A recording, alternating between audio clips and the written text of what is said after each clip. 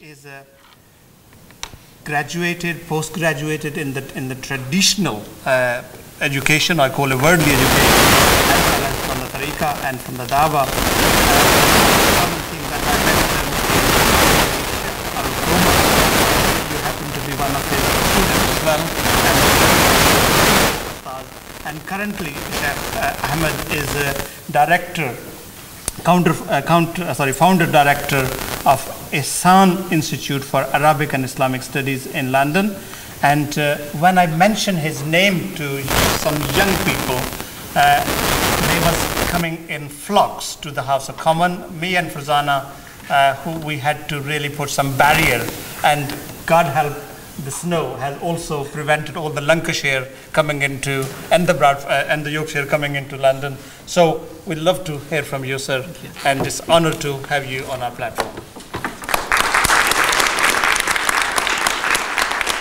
السلام عليكم ورحمة الله وبركاته. بسم الله الرحمن الرحيم. الحمد لله رب العالمين. صلى الله على سيدنا محمد المبعوث رحمة للعالمين. It's actually a privilege that I have met Mawlana Shaykh Hisham last Ramadan. That was the first time. But they always say that meetings that happen on earth is just a repetition of a meeting that has happened in the heavens. MashaAllah. So that was a meeting that has probably happened many years ago, unknown number of years. And I was even more honored when he told me that his nephew is Ahmad Saad as well. And he has he's half Egyptian, so that added much more to my privilege. And I felt that I'm his nephew, that I said, then I am your nephew. I remember that I said that to him, then I am your nephew. We're gathered today to celebrate the birthday of the Prophet sallallahu alaihi wasallam. And there are so many meanings that are to be invoked by the mind and by the heart when we speak about the Prophet sallallahu alaihi wasallam. But there are two important messages that I want to share with you since the time is quite tight. One of them is we're living at a very difficult time. There are so many challenges that are surrounding us. People nowadays living in what we call information floods. People are receiving information through the internet, Facebook, different things. And because of this, what is happening is we have so many people who are self-claimed scholars, introducing themselves to speak in the name of their religion, in the name of the faith. And I always say that when we are in a ship, and our ship is facing a problem, everyone will try to give their own plans, how can we save the ship? But the best solution in that situation is for everyone to be silent and let the captain lead the ship properly. Otherwise, what will happen? Panicking will increase, and safety will remain very far if it doesn't dwindle completely. Unfortunately, we're living in a ship nowadays that everyone is promoting himself as having the best plan. The Prophet, peace be upon him, said that at the end of time, this will be the case.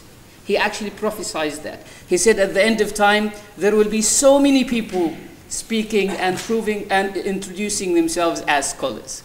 And I believe that one of the important messages coming with the birthday of the Prophet nowadays is to listen to the voice of wisdom, which is seen nowadays, unfortunately, as the voice of cowardice. Nowadays, when people speak wisdom, people describe them as coward, people describe them as not initiative. They say, you are very backward, we should be a bit more active, thinking of activity in the wrong way.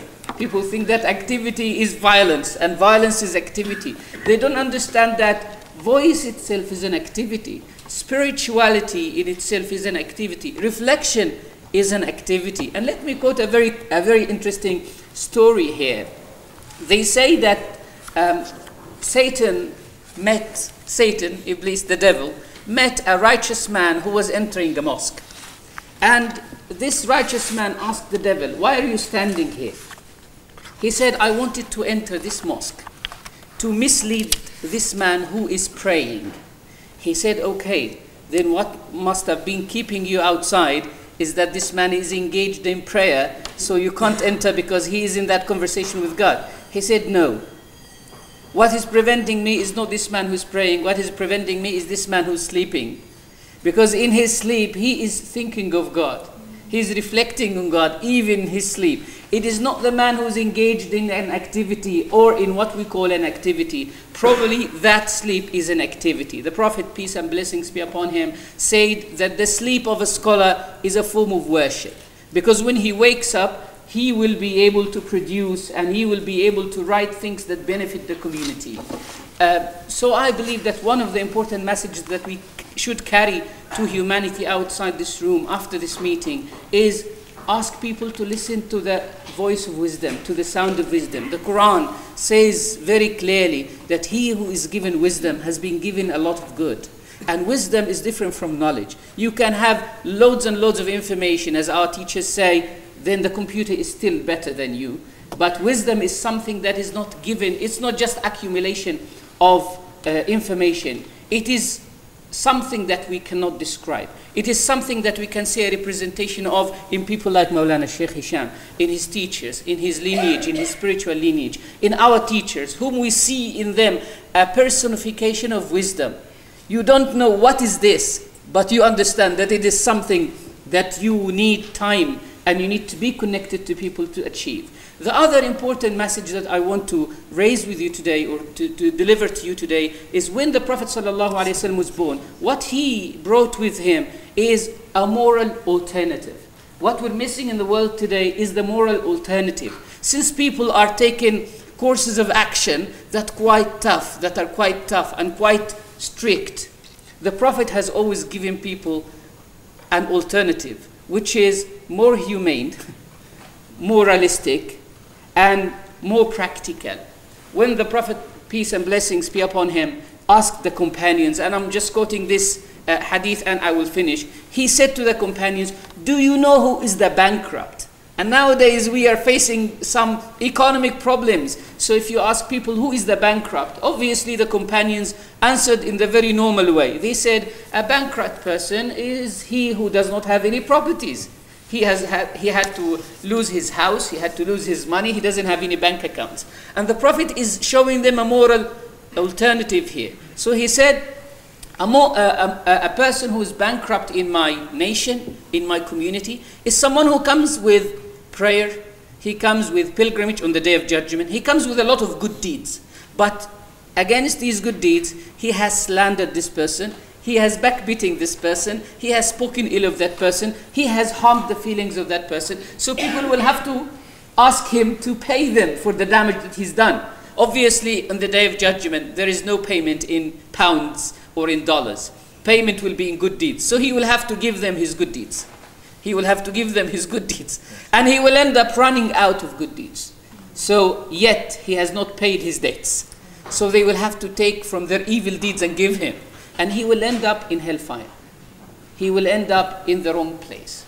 But the thing is, he has lived a life of what we think of as a very righteous life. But the reality is righteousness in what? In how you act, how you behave between you and God. It is how you behave between you and your fellow human beings. This is a reflection of how you behave between you and God.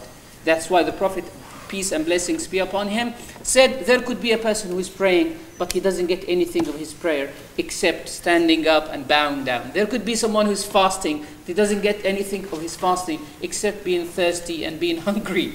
The reality and the lessons of fasting, the lessons of Islam in its core message is how can we live a value-based life? How can we opt for the moral alternative which the Prophet has left us with? May Allah subhanahu wa ta'ala bring us all always together thinking of our Prophet, loving our Prophet, and living, most importantly, living by the values and by the message of our Prophet. And may Allah give us many more opportunities to sit with Maulana Shaykh Hisham and take from him. And thank you very much.